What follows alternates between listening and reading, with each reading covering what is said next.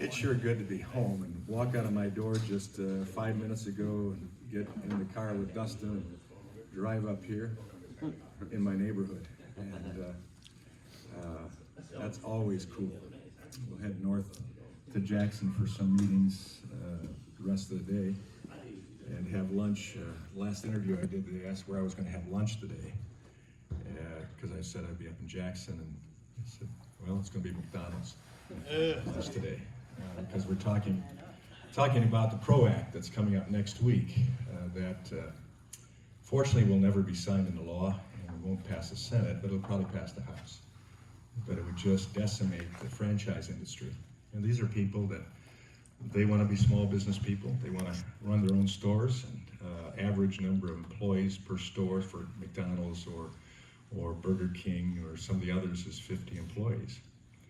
And we're talking about jobs, especially for young people that are starter jobs, for some seniors, carryover jobs, the like. And so we're having lunch at McDonald's. That's one thing the president and I do agree on, that 2 all-beef patties, special sauce, lettuce, cheese, pickles, onions, and a sesame seed bun is the best sandwich, the Big Mac. And so. What would this legislation have done? Huh? What would this legislation have done? It will change joint employer standards. That would affect the franchises completely, saying that just because you are a McDonald's, you have to provide all of the exact same legal equipment, benefits, et cetera, that McDonald's Corporation, which, as you know, is not a hamburger corporation, it's a real estate corporation. Or here in our own backyard with Domino's, all of the Domino's franchisees, they don't want to be part of the big corporation. They like the support, the training, quality control, but they hire their own people. They supply all the benefits. They take all the risks. And so this was an effort on that. And then there's also a card check. The bill also will take away employee right to choose in the states, step on Michigan and other states that have made decisions on their own. So it's a bad bill. And fortunately, it'll probably pass the House, but it will go no further than that. Anyway, we want to get started here, and don't always have a police chief act as our moderator, and it's pretty impressive. So well, let's get on with it and get those questions, and we finish those questions. We can, if we have time, we'll open her up and get free exchange that way. But go for it. Okay, my name is Jeff Paterson. I'm your police chief. So if I do something, if I read something incorrectly here, just let me know. So Barb from Brooklyn, concerned about our Second Amendment. Could you explain how and if the states could limit that right? Guess that could also apply to everything in the Constitution. Well, I'm a Second Amendment supporter as well. It is the Second Amendment, it's not the second opinion. There are ways that we can change our Constitution, and that has happened over the course of time, starting with the first 10, which were the Bill of Rights, and really reiterated what was already in the Constitution, but made it very clear. Starting with the First Amendment, right to free speech and religion. Second, right to keep and bear arms, and then so forth and so on. So it can't be changed, but I take an oath of office to uphold the Constitution, and I'm going to uphold it. I also think it's a good idea. But if you read your Michigan Constitution, it even has a stronger, quote, Second Amendment provision in it, stronger than the Second Amendment. And that says that when the people put together, and then I think it was 1963, re-upped and altered our state constitution, they made that particular issue of the right to keep and bear arms and the importance of that even stronger than the U.S. Constitution. So for the federal government to step on states for whatever reason, it goes totally against the way we have established our government under the Federalist idea, that the power flows up from the states to the federal government and not the other way, except in certain key areas. And so anyway, I would say that states can stand firm on that. We have counties right now that are debating the issue of having sanctuary type counties for Second Amendment sanctuary, saying we are not going to be overrun by a runaway government that tries to restrict constitutional liberties that we have. That's totally opposite from sanctuary cities that are saying we're going to violate the law and let people who are here legally come here and have the same provisions and rights that American citizens have. That's a total different issue. And so I guess that's the answer to my question. That's where eternal vigilance is necessary for liberty. And I'm glad to see that. Was that your question? No, my Then question. we're going to go to the next one. Oh, We I can was come just back. gonna comment on that one. We'll just keep it to the person asking the question. Okay. If that was your question, you can follow up. Okay, Kathy from Gregory, in the last 2 years, our federal income taxes have increased substantially. Who benefits from all of these tax cuts? How many of you here today, how many of you saw your federal income tax increase after the tax cuts? Deductions have been removed. Some deductions, but ultimately the majority of people, and I check with your tax preparer, majority overwhelmingly saw tax cuts. I went down. Anybody? Ours went down. So there are a few that went up because of the change in deductions, trying to get away from some of the loopholes that are there that aren't fair necessarily with everybody. And nothing's perfect. And if we could have done it the preferred way, through the normal route without doing reconciliation, because Chuck Schumer would stop it with a 60-vote cloture requirement, we had to leave some things out we wanted to change.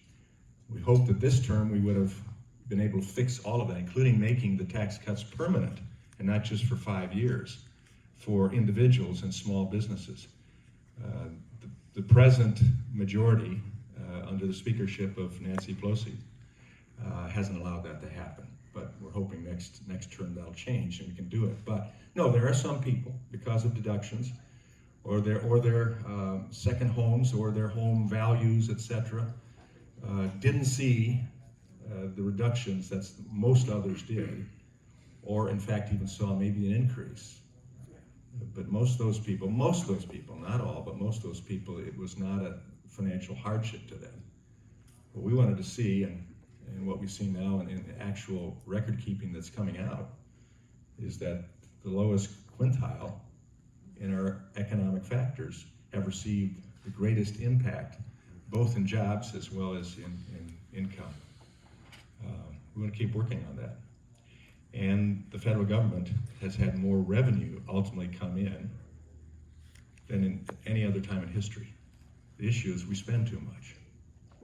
We spend too much. And we've got to find a way, and this president wants to get to that, but it's got to get to his desk.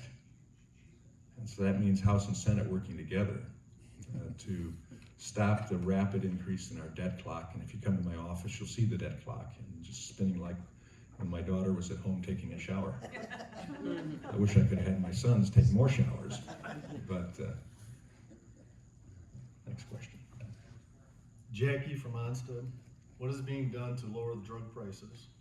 And a follow-up question, I'm reading Trump is proposing cuts to Social Security, Medicare, Medicaid. If true, do you support these cuts? Why or why not? First of all, President Trump is proposing no cuts to Medicare or Social Security. Was that me in the shower this morning? I sound good in the shower. Trouble is when I get out of it. He's proposing no cuts. Those are things that always come up during campaign time, sadly. Trying to say the Republicans are going to take away your Social Security or your Medicare or your Medicaid. Absolutely not. Absolutely not. Now, do we want to take away the fraud, waste, and abuse in those programs? Yeah. Absolutely yes. But there has to be a working team of Republicans and Democrats, House and Senate, to do that, to get that to the president for him to sign. And that's the issue there. But no. And I'll make a commitment to you, as a Medicare recipient myself, the promises made have to be kept.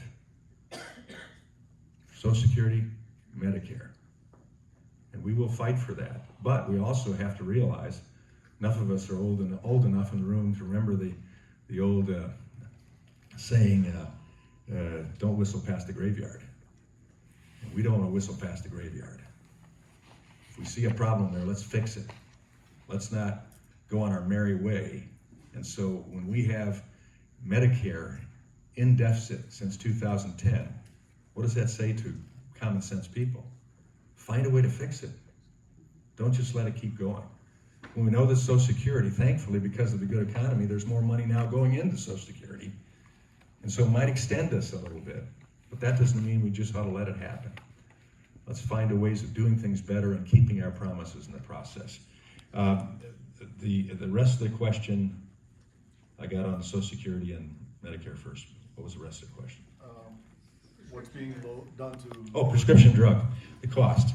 We pass, I sit on Energy and Commerce Committee, that has responsibility for all sorts of areas. It's the oldest standing committee in Congress, and we'd consider it most powerful because we touch everything from healthcare to telecommunications, to energy, to environment, and to oversight, and all of the rest dealing with commerce also.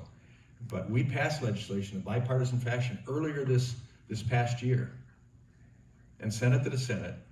The Senate amended it, sent it back with a few changes. It was bipartisan with an effort to reduce the cost of drugs, but still encourage innovation that gives us the opportunity. Canada may have drugs that are lower cost in certain areas, but they have only 56% of the formularies and drugs that we have available to us. So here we have more available that doctors can prescribe, and they can prescribe one drug that may work for you, but doesn't work as well for another person. They have another generic or name brand drug they can prescribe for you. So we want to make sure we don't frustrate innovation. And this was passed. Well, it came back to the House. Nancy Pelosi decided, for whatever reason, I can assume, but for whatever reason, no, we're going to do our own one again. And it was a pure messaging bill that blew apart innovation, that set mandatory price fixing, that will blow apart innovation, especially for those conditions that only relatively few people in the United States have. And the drug companies aren't going to make a lot of money when they have to do huge research costs, liability costs, and then not have all that many people buying it. And do we want to let those people go, or do we want to continue to push innovation? So we want to reduce the cost, do it especially through a market-based system. We want to address the pharmaceuticals. We want to address bad actors, like with the EpiPen that went on the issue of insulin. It's been criminal what's going on there. We address those things, but to do carte blanche, to set a cap, all that does is stop our innovation, and we won't have the drugs necessary. But we'll keep working on it. That bill ultimately passed, went to the Senate where it will die. The president wouldn't sign it, and we missed the opportunity to get the bill through that was bipartisan and get it done. And so we're still asking Nancy Pelosi to bring that bill forward. You feel sorry for the drug companies, though? I don't feel sorry for the drug companies. Please quote me on that. Make sure it's on video, so it's there. I don't feel sorry for them. I appreciate a lot of drug companies.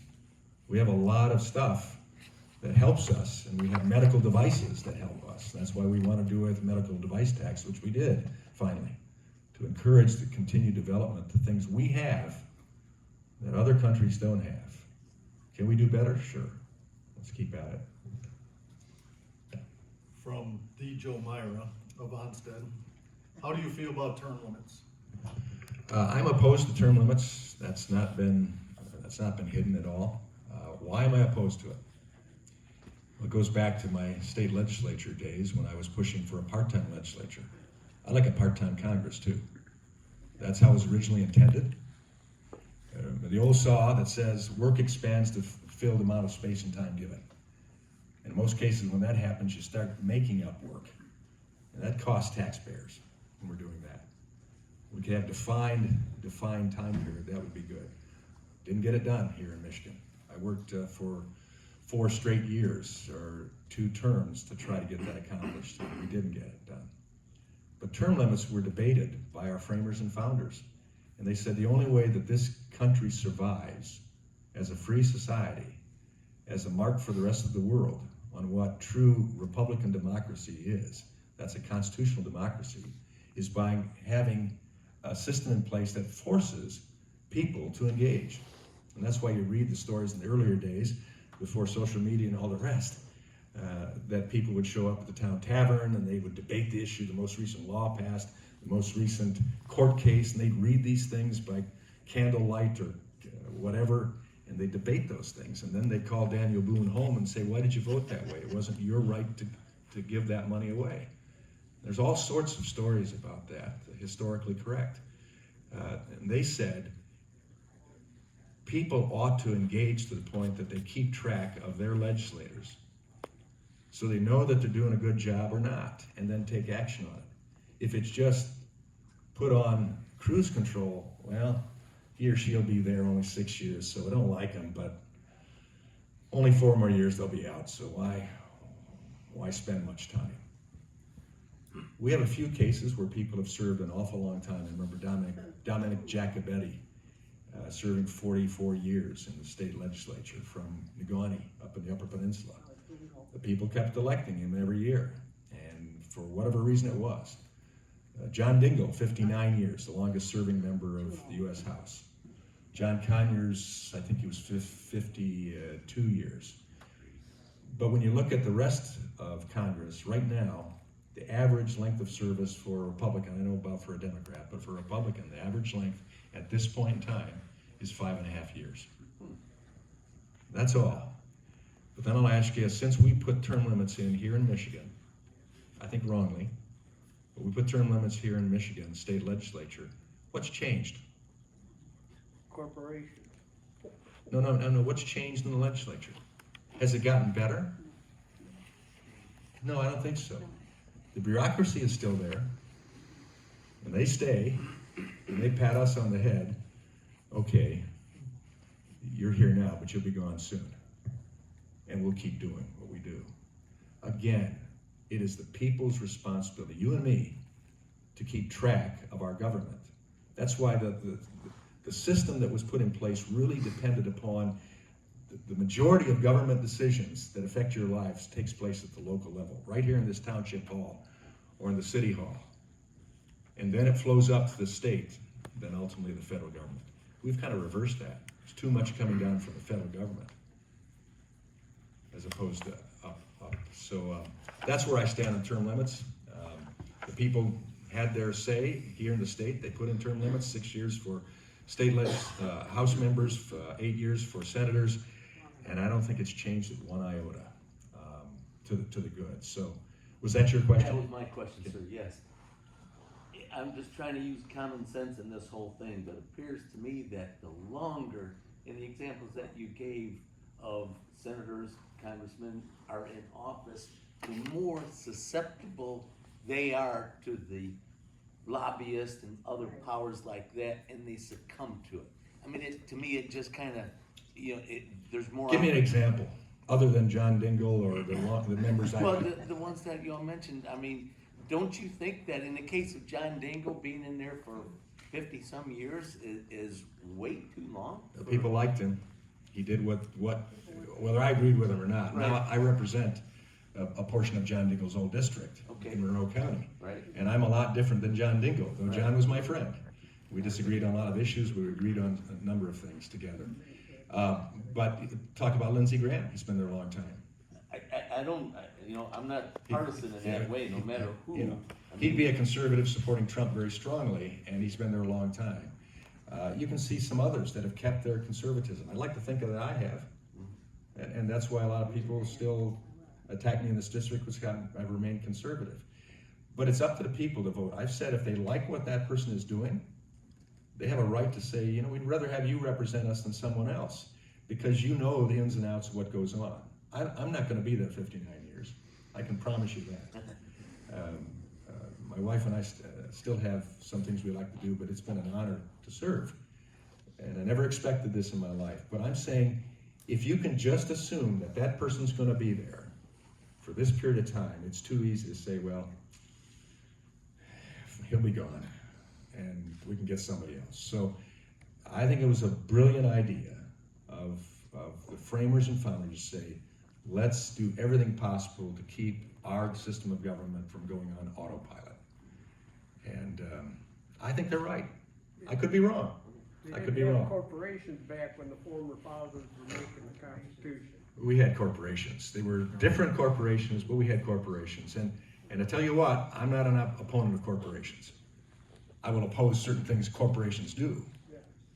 But doggone it, I like the fact I can choose between a General Motors truck or a Dodge truck like I have, or a Ford F-150.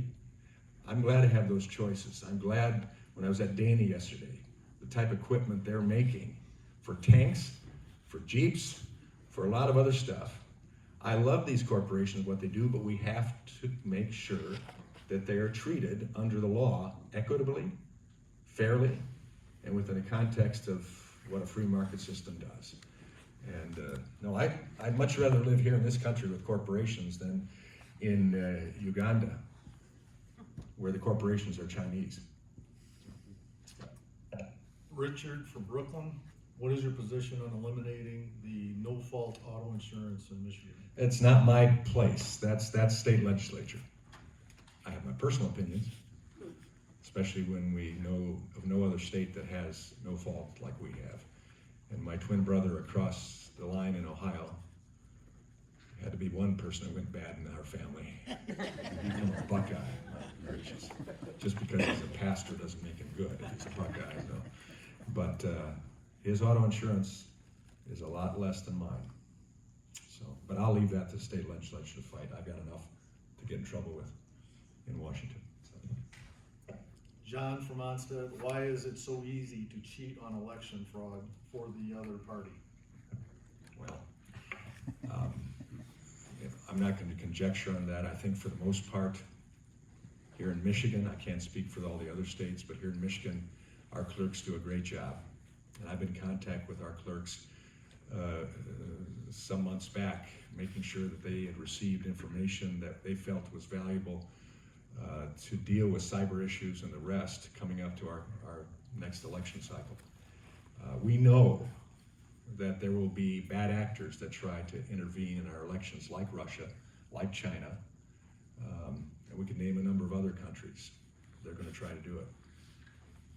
Again, being in all honesty, we try to intervene in some elections as well, for our best benefit and for the safety and security of world populations as well. I hope we don't do some of the nefarious things that other countries do, but this is a constant issue to fight back on. And in Michigan, though I didn't like the outcome in last election, 2018, across this state, I didn't like it at all. The people voted. As far as we've been able to determine, there wasn't huge election fraud that went on.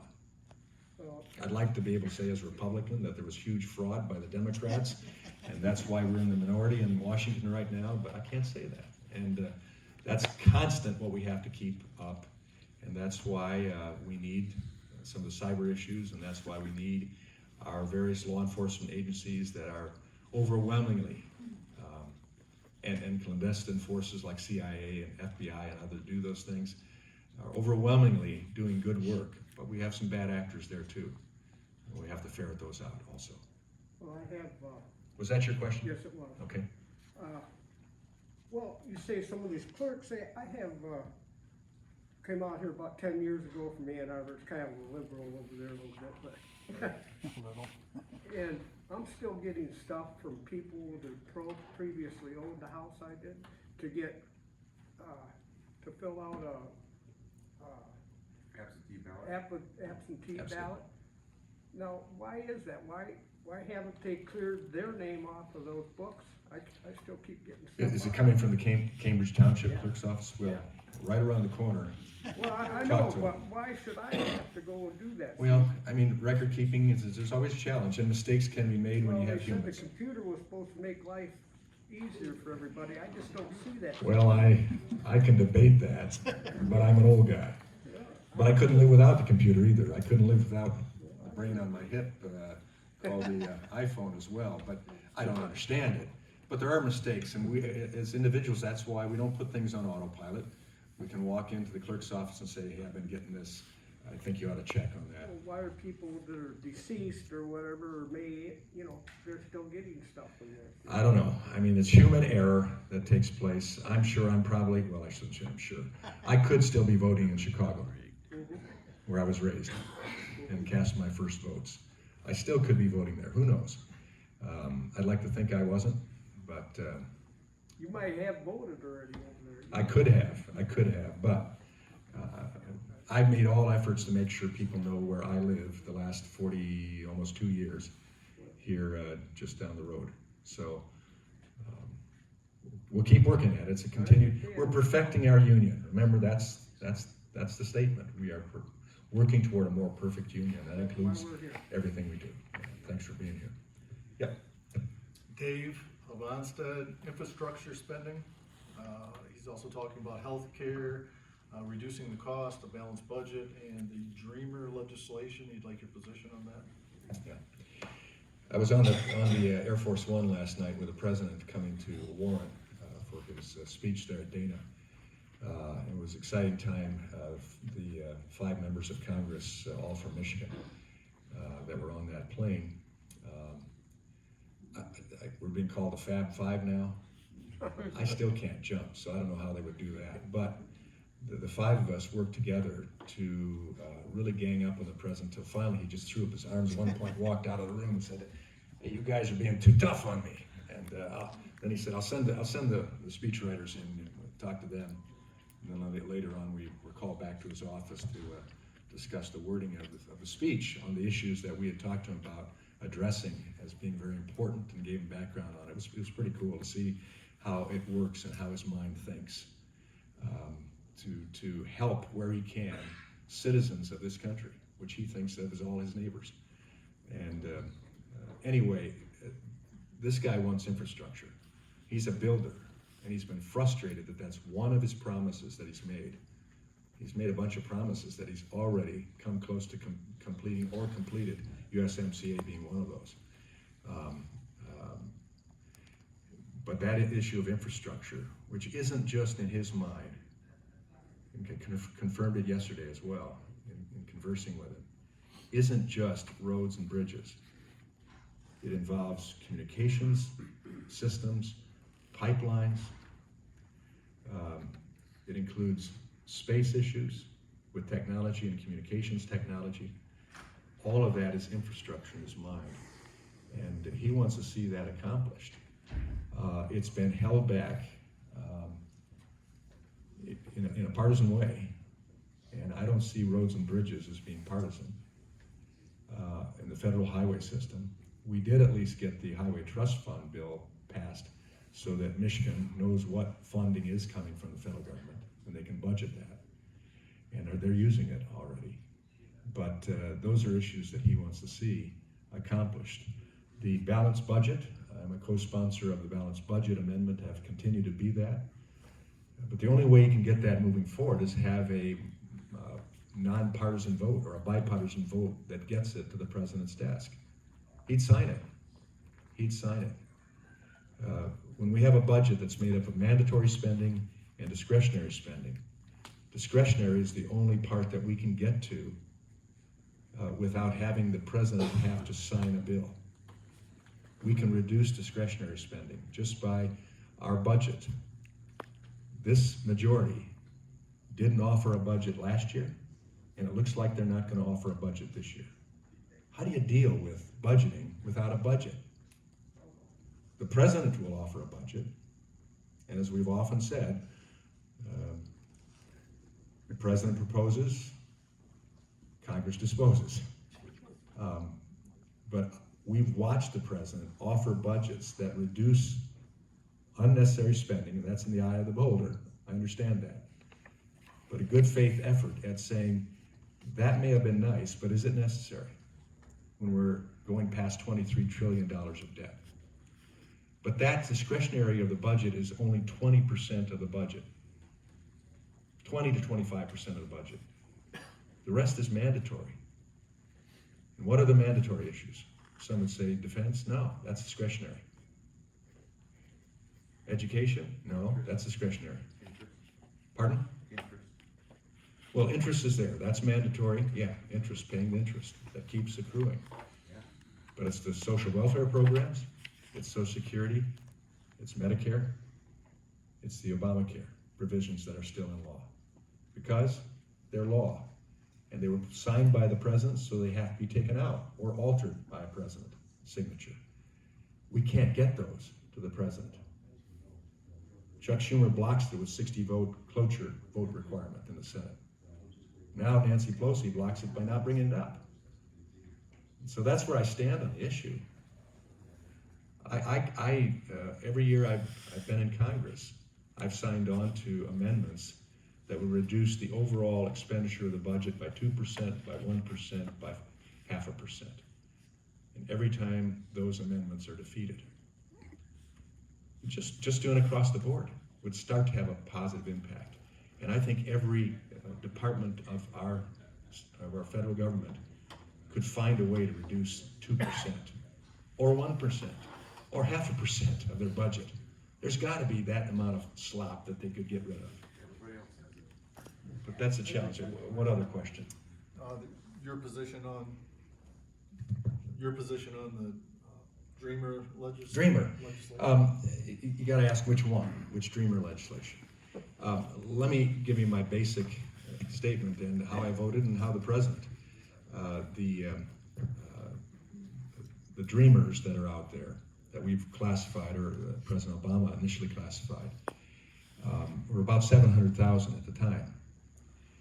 And ultimately we had a bill that offered full funding for the wall, offered some reforms in how we deal with immigrants coming to the border, reducing some of the unnecessary red tape, putting more magistrates in place to deal with the issues and make sure that things are done copacetic, and also giving provisions which are working now, where we don't let them sit in the United States waiting for their hearing. We bust them across the border back into a refugee camp in Mexico, and I was down there not long ago to see those, where they await.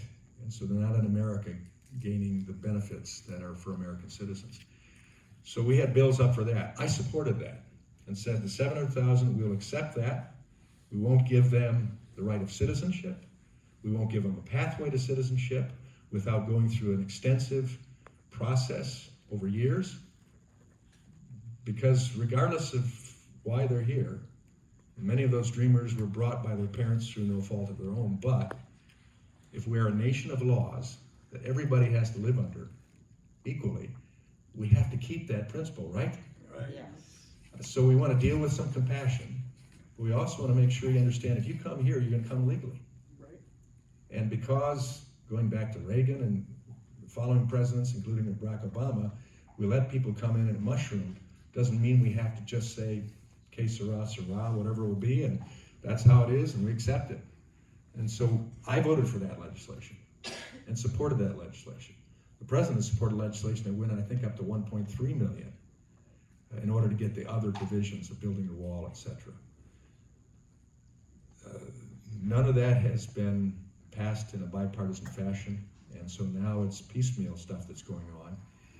I'm thankful to say that because of that piecemeal stuff, including the wall construction that continues on, we have seen a drastic reduction in the amount of illegals that are coming across.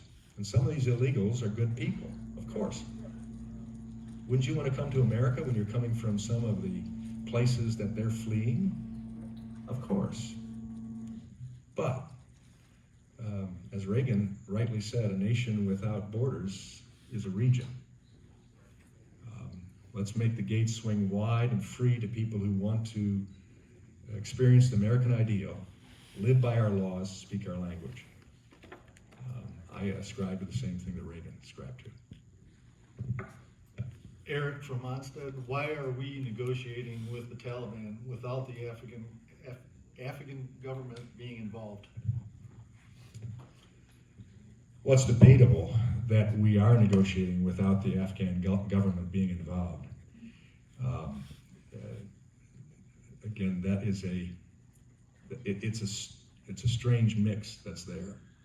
And having met with the president Prime Minister of Afghanistan, man, what a job he has.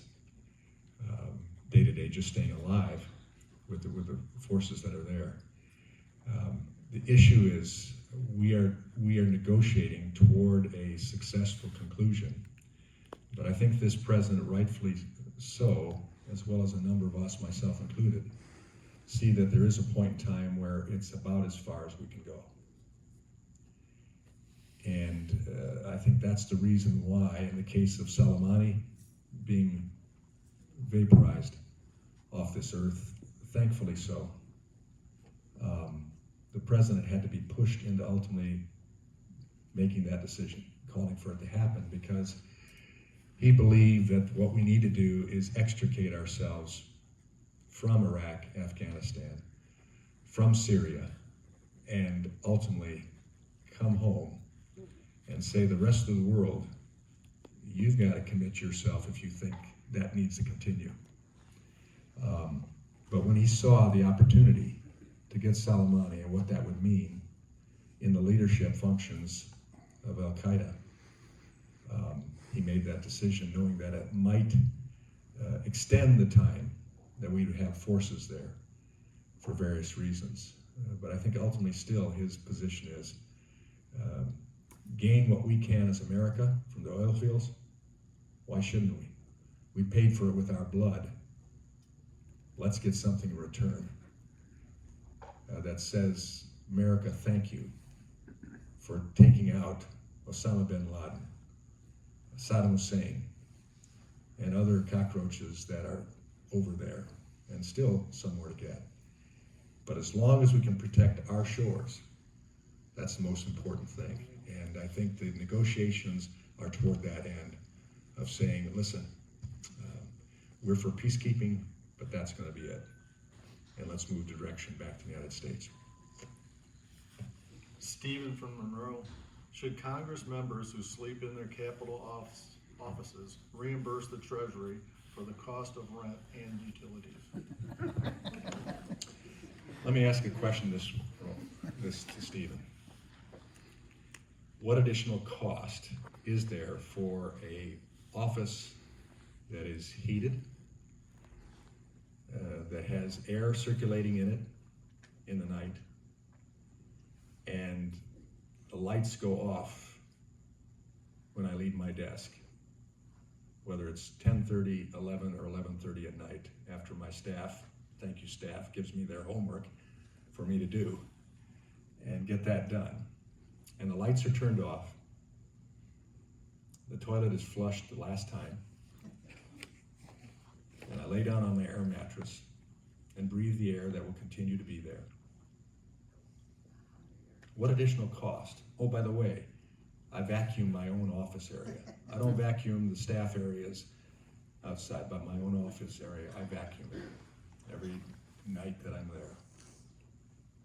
What additional cost does it add to me getting up when the alarm goes off at 5:30, going to the restroom that I would use the rest of the day in my office, and then head down to the gym to kibitz? Is that an understandable term? To talk and communicate with my colleagues, both Democrat and Republican, in the locker room and in the workout room, and sometimes even the shower room. What additional cost is that? This week it's been tremendously ugly for me sleeping there because they're totally redoing the garages below our office building. And the pounding and the drilling that went on from 8:15 in the evening to 5:15 in the morning, and I know exactly when it turned off, and looked at the clock, it said 5:15, shaking the building. So they should have paid me for that. But no, I hear this. But what's the big deal about a member of Congress sleeping in his or her office? And there are a bunch, Republicans and Democrats, that do that. Some on air mattresses, some on a hide-a-bed, whatever they choose to do. But we're there working late in the evening, most cases anyway. And so to hold that against me for living now 11 years in my office, Just a question, if you were to rent a room outside of the Capitol, that would be an expense anyway, right? Or not? Is that- no, that, I'd have to pay for that. You'd have to pay for Sure, I'd have to pay for that. Alright. But I guess the question was the cost to the taxpayer. There is no cost to the taxpayer It's pretty difficult to travel around Washington also. for any of us. Yeah. It's more efficient. I have no travel time in the morning. I can be there for early morning meetings, which I am regularly. And I think it also reminds me, the neatest thing is when I roll off that air mattress out of my sleeping bag every morning, I'm reminded that this isn't my home. My home's back in the 7th District. And I'm only there, on average, 9 nights a month. Follow up. Is there an The follow-up account? is your question. Is there an accounting of how many Congress members do that, which ones they are, and just make No, that there isn't. accounted? No, there isn't. Should that be accounted for? No, not at all. I think you should account for the type of pajamas I wear. If I'm causing a problem with my staff, we have ethics rules on that, and they're pretty significant. So I lock my door. My staff throws the slide stuff under the door if they're still there. I don't walk around in my pajamas. No, I don't think I have to tell about other members. Some have made it plain. Speaker of the House, Paul Ryan, slept in his office for 20 years. He made that public. His constituents loved it. There are other leadership members now that sleep in their office. I won't give their names away. I think people think too often that we live a lifestyle in there that is way up, luxurious in standards. They don't realize what goes on with a lot of members, and those that can't sleep in their offices, they just can't put up with the cleaning crew noise and the rest that go on. They pay exorbitant fares and generally have roommates of other members and sleep on bunk beds. It's kind of nice if we had a dorm setting. We don't have that. That would cost money for the taxpayer, and my sleeping in my office costs the taxpayer nothing. And oh, by the way, as I said, I vacuum my own and I dust my own room as well. So Are there limits for how many people can live in an office? Can staffers stay in there too, or are there who oversees that? staffers don't stay in the offices. Are they allowed to? Are they stopped if a I don't staffer want a tries to? staffer to stay in the office. They got families, they live in the area, they gotta get home to their kids and their wife. So Stephen, if it's a problem with you, I'm sorry. It's not a big deal. I think most people wanna know what I'm doing with my time in making government go and trying to let the taxpayer experience something good for them. And not a taxpayer has expressed any concern except you about me sleeping in my office. Let's go to the next question. Sally has several questions, so I'll just read one first here. Why give illegal driver's license and social security? Why give illegals driver's licenses and social security money? There is no good reason to do that. I oppose that. I oppose sanctuary cities. I think we ought to take all of their dollars, federal dollars, away. I think we ought to put mayors in jail for doing that. Violating U.S. federal law. Giving social security numbers or licenses allegedly because they're going to drive illegally anyway.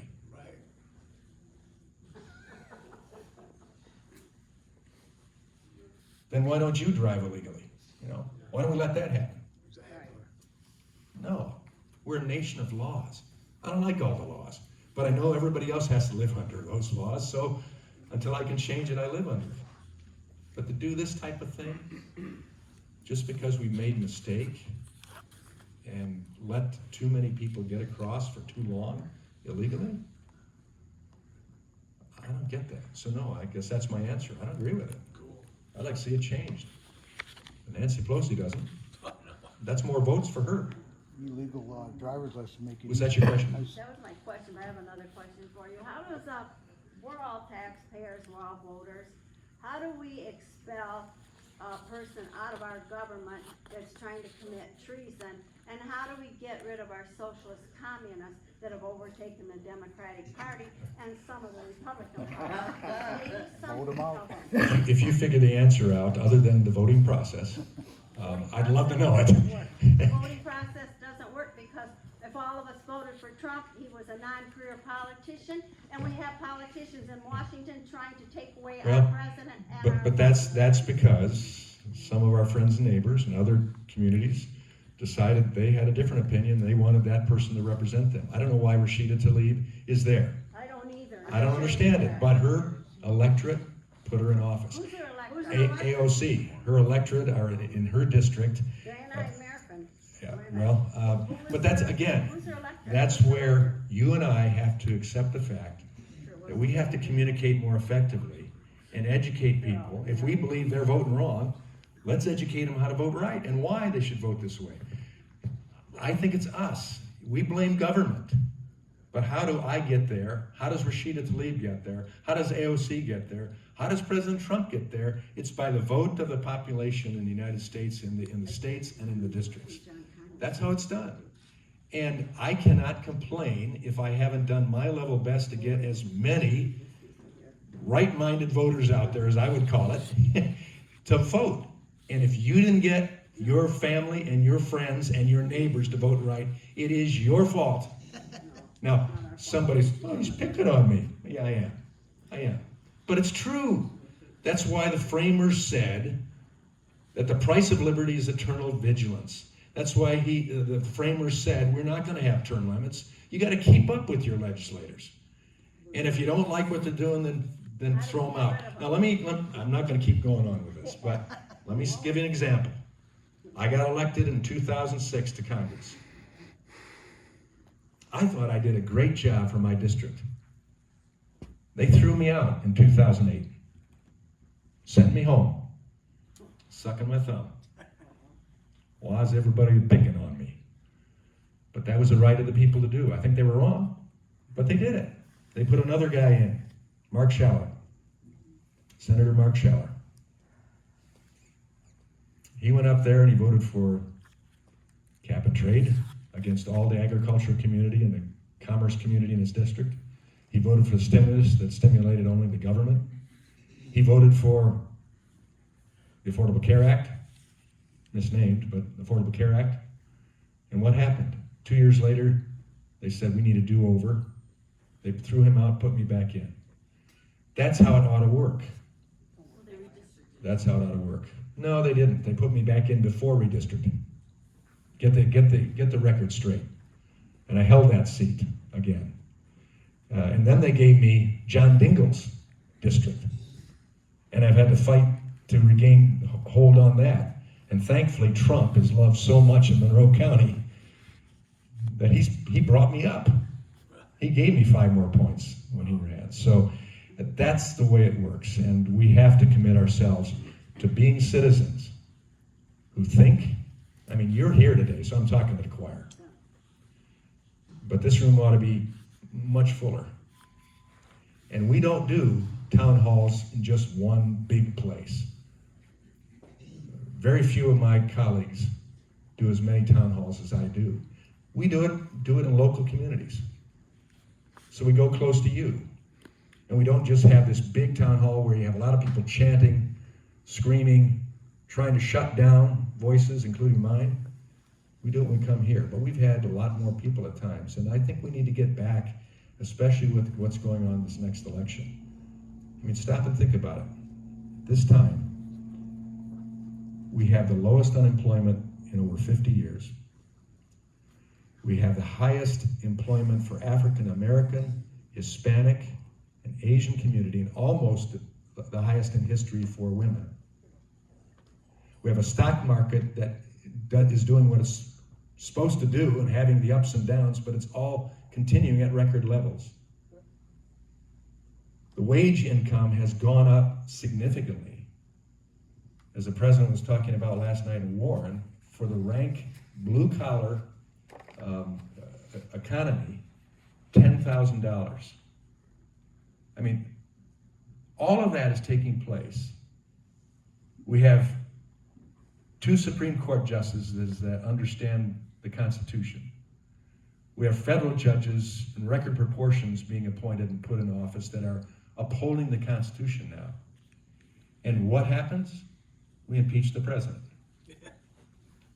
And now he gets USMCA passed and signed, does away with NAFTA, that will provide approximately 7,000 new jobs to Michigan. That a dairy farmer from my district last night, when the president mentioned what USMCA would do for agriculture and dairy farmers, he shouted out,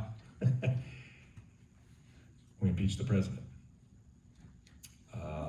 Something strange that's taking place here. So anyway, we'll keep working at it, but it's our responsibility as citizens. We can't blame it on anybody else. We have to work at it. Next question. Why is it not a conflict of interest for government officials to enrich themselves while in office? She believes this should be a crime. If she could give me a little more illustration of that. Well, what about Biden? What about Biden enriched himself while he was in office? And what about the other Democrats? And I'm not sure, there's some Republicans that enrich themselves while they're in office because they're either do cut deals in foreign countries with other companies, or they're bought by lobbyists, or Silicon Valley owns a lot of them. Now, how can we not charge that a federal crime? Because you're there to serve the people, not to self-serve. If it's a crime, we have a judicial system and a judiciary, and we have a law enforcement community that can be brought to bear. You see all of the challenge right now, just mentioning Hunter and Joe Biden, and you see the challenge that's there. However, you have Joe Biden publicly on video bragging about being able to shake down Ukrainian government to do what he wanted. That ought to be something that is looked at. Well, it has to be adjudicated as criminal.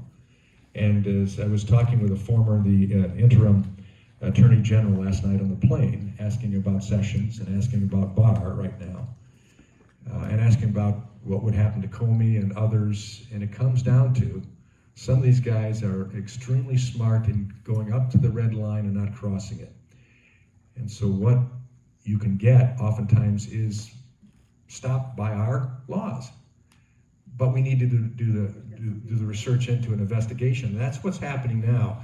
And with Biden, it will continue. But I know that I have ethics laws, and my staff constantly pushes back on something I'm going to say or something I'm thinking about doing or an invitation I'm thinking of taking because of ethics issues. So I think I can safely say that the majority of members of Congress aren't caught up in those type of things. And when we find the ones that do, and we've just seen one's gone to jail from New York, another one, Duncan Hunter, will probably be going to jail. He's resigned from office. Several Democrats, the same thing. So it happens, it gets caught up.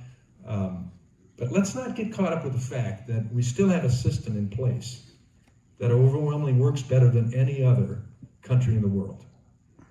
But as American citizens, we need to spend our time in doing things that make a difference.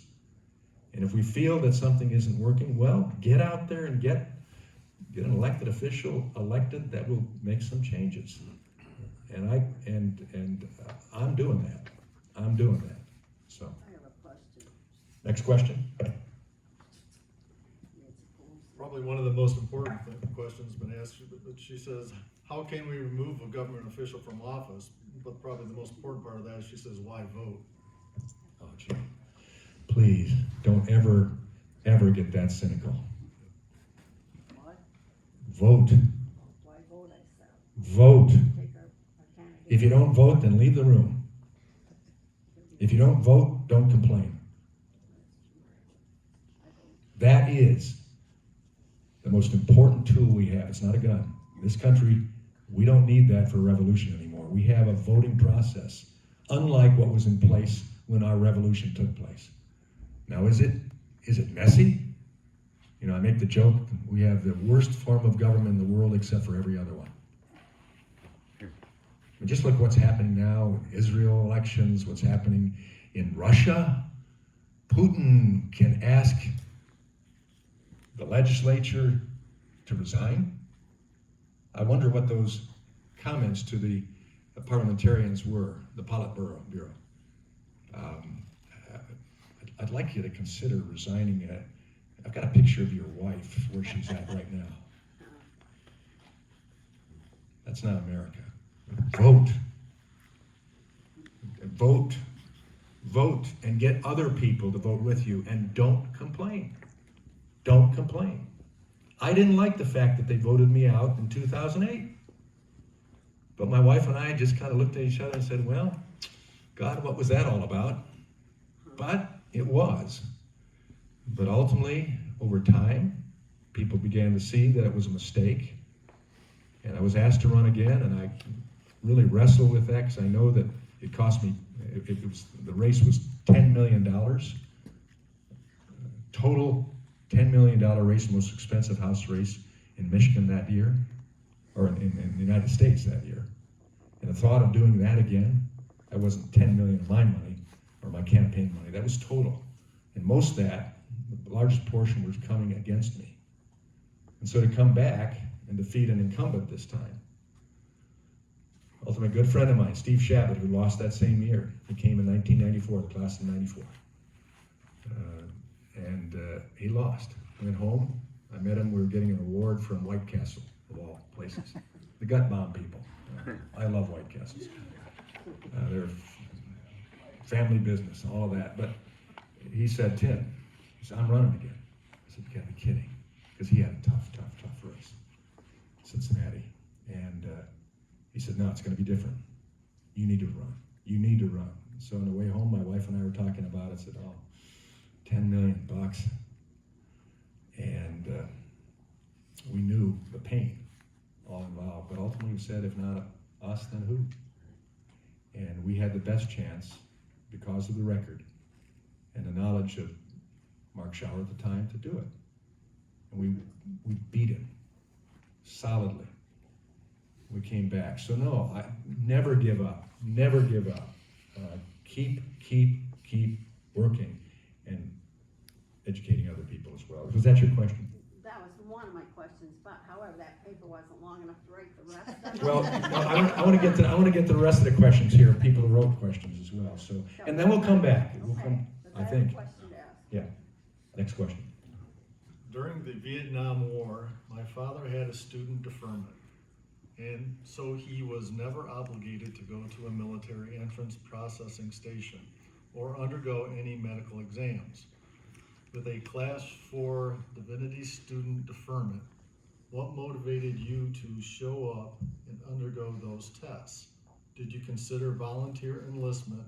What weighed on your ultimate decision? I didn't have a Class 4 Divinity deferment. Not at all. I had it was a student deferment. 2S, was that what it was? I transferred colleges, and my draft number, my lottery number was 85, and it had been pulled. So I was called. And I got on the troop train, recruit train going to downtown Chicago, and I followed the lines, the colored lines. Some of you remember those. And I bent over when they told me to bend over. I took the tests, and ultimately I wasn't called. And I've had the privilege numerous times now to walk past the Vietnam War Memorial, and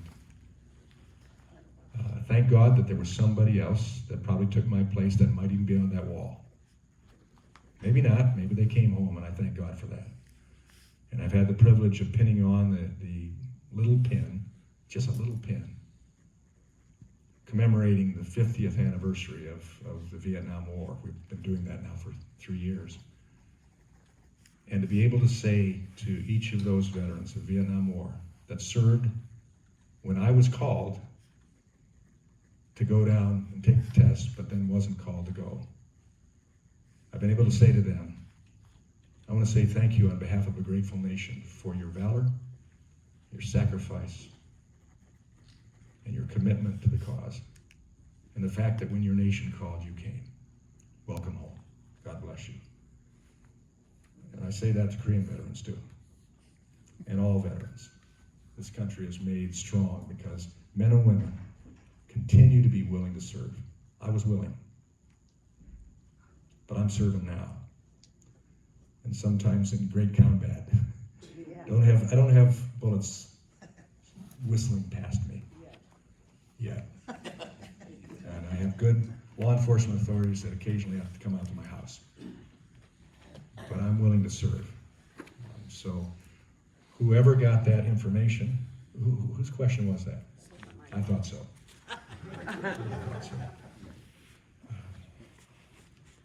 I'd say, Stephen, we ought to join together to work for the good of this country as opposed to just try to find stuff that you can highlight in negative and in many cases less than accurate ways like this one. Next question. Let's go back here. On this earlier, I've come across a few things of people highlighting when a person gets elected to Congress or Senate and their wealth is X amount of money. And after they've been in several years, they have amassed so much wealth it could not have been possible on the salary that they were making. The suggestion that I saw in the article was every couple of years have an audit of everyone that's in the House and in the Senate to defer people from taking kickbacks and bribes and all that. We do it every year. I want to know what your thoughts are. We do it every year already. So how does all that get missed? It's not all that gets missed. Again, it might be a few that came in under an old law. Now they have to live under new law. But in past, for instance, the old pension plan was a pretty sweet pension plan. John Dingell, Conyers, and others came in under that. It wasn't illegal for them to take it.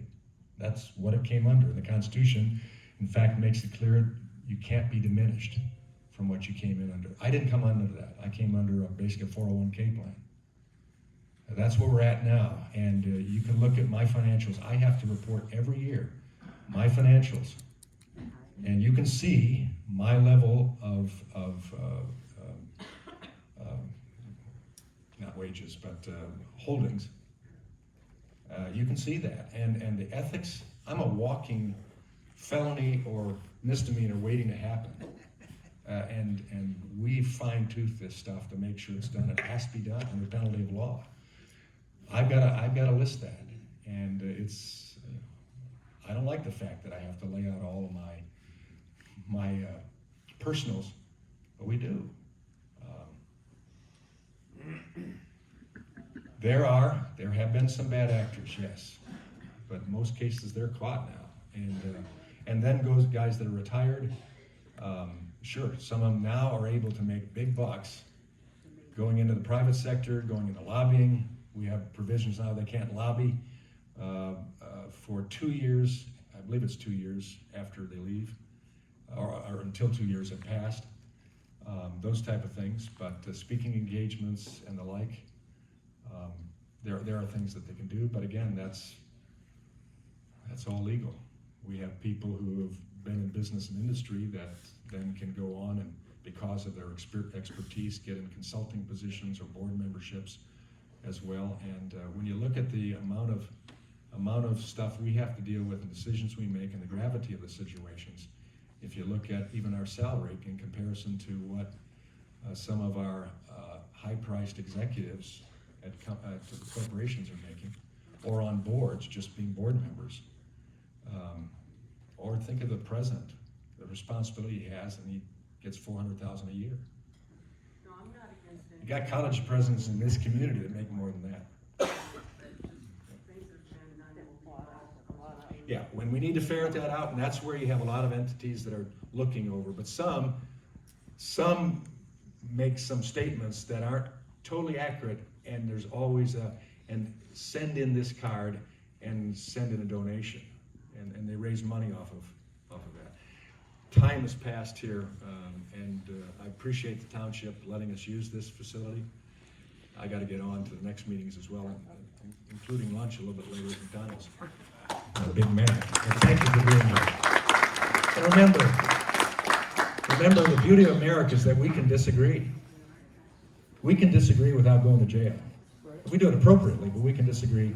But in the end, we're still Americans living in the greatest country on the face of this earth.